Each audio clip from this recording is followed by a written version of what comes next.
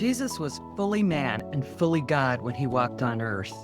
Yet he laid aside his deity and chose to live fully as a man, completely connected to the Heavenly Father by the power of the Holy Spirit. John 16:7 says, "But I tell you the truth, it is to your advantage that I go away.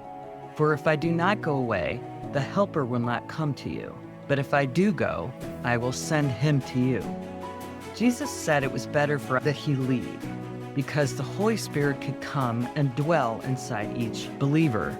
That means you and I have the same fullness of the Holy Spirit that Jesus had, the third person of the Trinity, perfectly connected to the Father and Son, now lives in you if you are a believer. John 14:12 says, "Whoever believes in me will also do the works that I am doing, and even greater things, because I'm going to the Father." Greater works aren't about you or me being greater.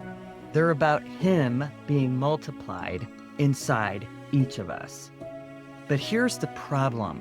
Too many Christians have the Holy Spirit in their hearts and do not know how to cooperate with him.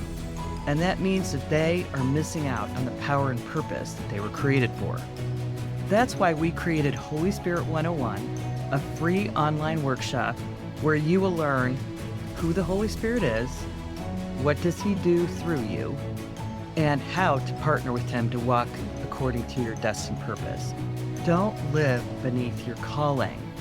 Claim your spot now at spiritlifeworkshops.com/upcoming-workshop or scan the QR code and check out the other 3-day workshop that will be coming in October 23rd to the 25th, 2025 in Richmond, Virginia, the Spirit-Led Leadership Spirit Life Workshop.